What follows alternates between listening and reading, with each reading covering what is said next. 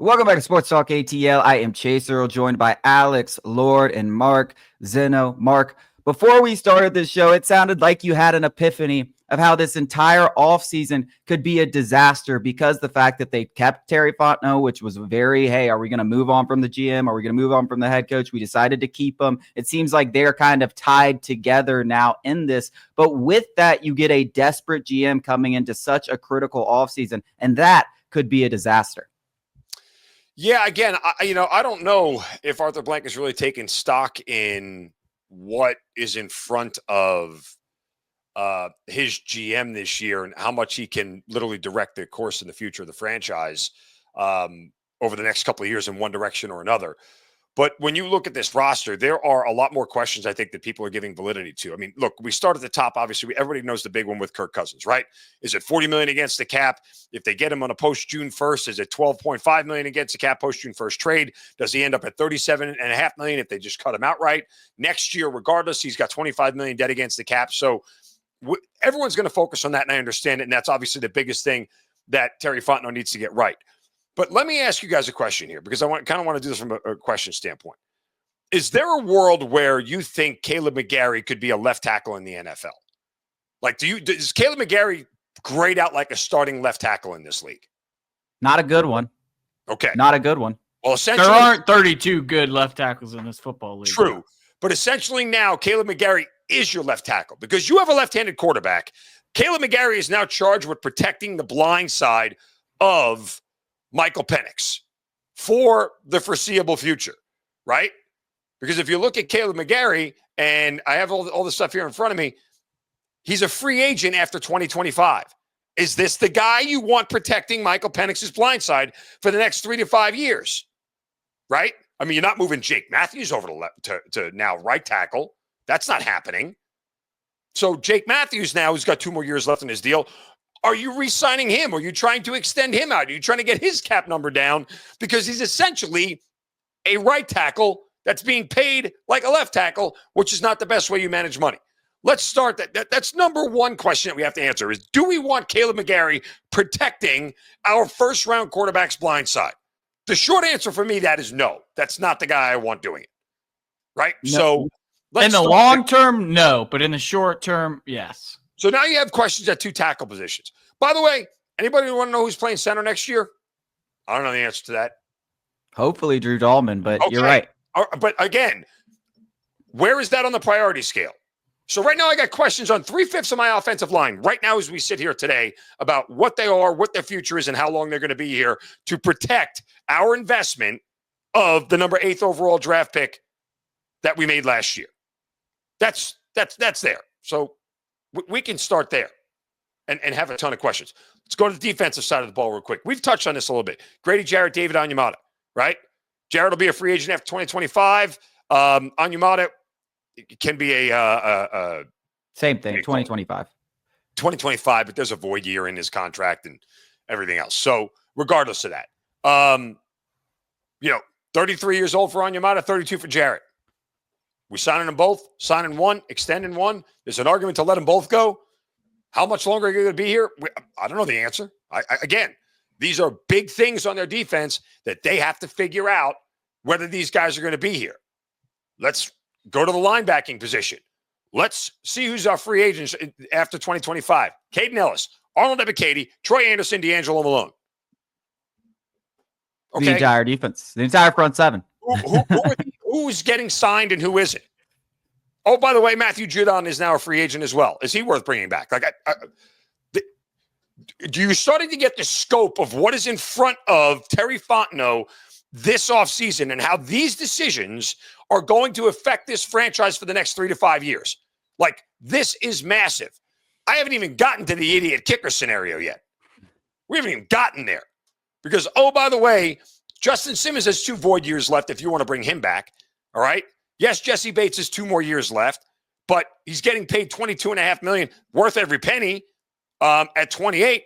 But is that another guy where why are we going to let him get to the last year of his contract? Why? Right? So are you going to extend him this offseason? All this stuff needs to be answered. And oh, by the way, Drake London, we have to figure out whether he's obviously going to get his 5th-year option, right? Like there's no, I mean, but that still is a question that hasn't been announced yet. What happens to Darnell Mooney? I don't know the answer. You know, Ray McLeod's a free agent after 2025. Of course, Tyler Algier is a free agent after 2025. Does he get signed? Do we need him with Bijan? Look at all the questions, guys. Look at everything that is here. And again, the idiot kicker, who at a minimum needs to have competition brought in camp. At a minimum. If not, released and moved on from. So you tell me what 2027 looks like for the Falcons, because I got no clue. And neither does anybody else. And oh, by the way, with 3/5 of your offensive line up in question and all that, how's the development of your young quarterback going to go? Yeah. I think the caller. Yeah. I think the best thing that you mentioned is the offensive line, because I think a lot of the focus that we've talked about so far this offseason has been on the defense because it's been so bad for so long. There's so many question marks. Even the guys that are good, the Grady Jarrett's, the Caden Ellis's, like how much longer do they have left playing at, I'm not even going to say elite because they haven't played an elite level, but a good level and whether you extend them. But you're right about the offensive line because someone actually brought it up in the YouTube comments talking about Caleb McGarry. Like Caleb McGarry, realistically, if you're not sold on Caleb McGarry and you don't want to hand him an extension, he probably should be cut this year because you saved $12 million against the cap. And now that's another massive hole that you have to fill. Who are you getting to play it? Unless you plan on moving Jake Matthews over to right tackle at this stage of his career, which seems maniacal. Yeah, I don't see that as an option. So it's another massive hole that you have to consider. And again, you have to consider that you want this guy to be here for the next 3 to 5 years at a minimum, because that's the guy protecting Michael Penix's blind side. That was a lot. Zinno. You weren't ready for all that, were you? I'm trying to digest it a little bit and I was trying not to interrupt, but I had to hold my tongue and sit on my hands a little bit. I'll try and go through it as fast as possible. I think McGarry did a fine job in the 3 games that Michael Penix started. Granted, he wasn't facing, these elite pass rushers by any means, but obviously he is not the long-term answer. A short-term answer, yes, fine. And I think there's so many more questions that need to be answered other than the guys who are currently on the roster that, you don't really need to be worrying about Jake Matthews. Maybe you want to extend him a little bit. He's been an Iron Man. Is he the best tackle in the world? Absolutely not. But he's more than serviceable. I would say he's one of the best 12 left tackles in football. Yes, he's always available. That makes him even, in my opinion, arguably a top 10 tackle because he's always available. You bring Drew Dahlman back, and if for some reason he's the hottest thing since sliced bread, you don't go overextend yourself. Ryan Newzeal filled in fine. Ryan Newzeal's bad in pass protection. Guess what? So is Drew Dahlman.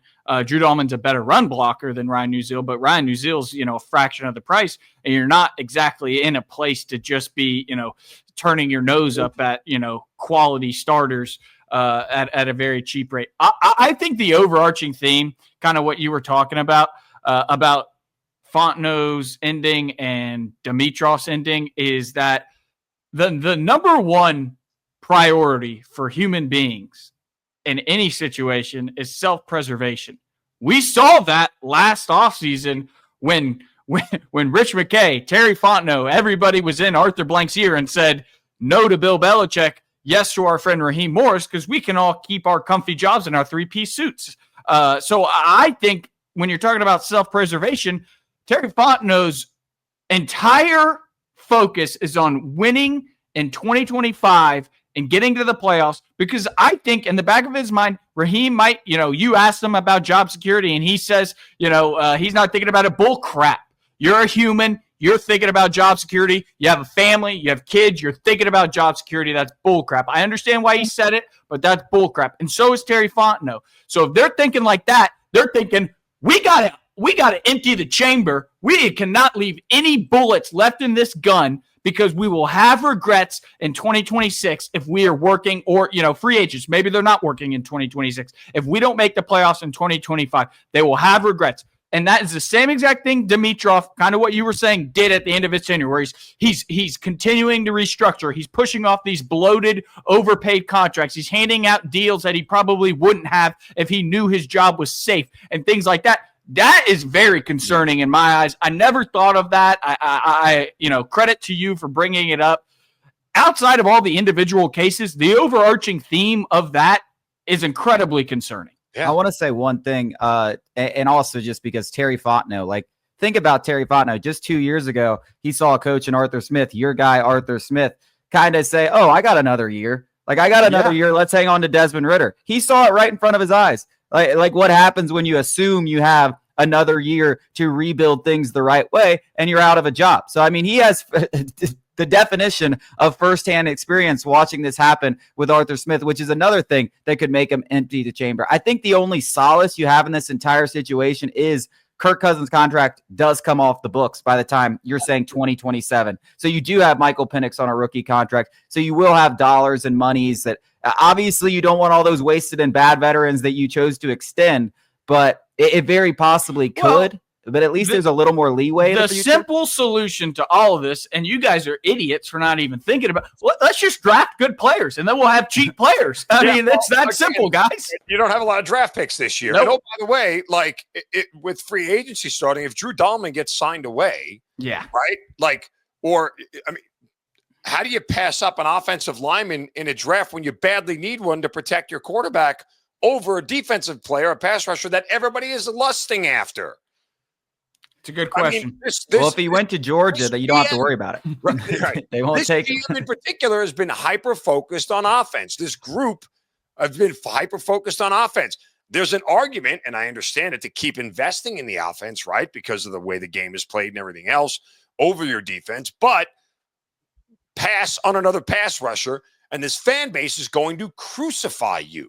Yeah. And for an organization that has rabbit ears to the nth degree, how do you not at least pacify a fan base and just fill a need, which isn't a bad draft philosophy? Okay, I know best player available, but you know what? Sometimes you just need something and you just go get it, right? Yeah. Like, be a woman. I need a new pair of shoes. I want a new pair of shoes. Guess what?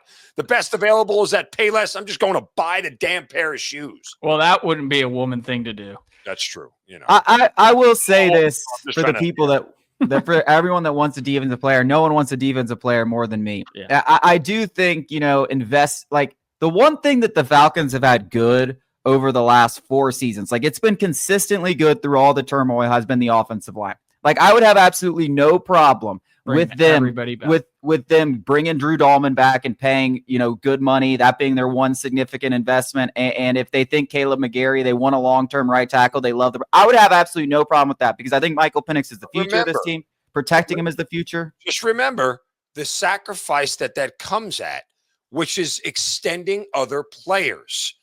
Because you have $40 million against quarterback, you're comfortable sitting his ass on the bench. Guess what?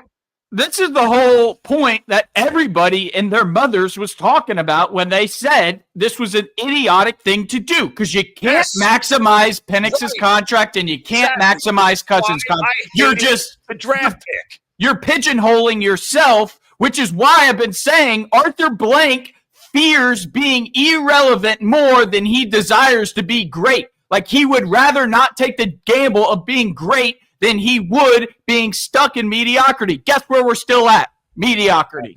Yeah, I mean, again, this is why I said when they made the signing and the pick together, it's a very small, tight window to fit in. Where it's already blown up, and they already blew the window frame out. I mean, this is not going to go smoothly. Doesn't matter how well Penix plays.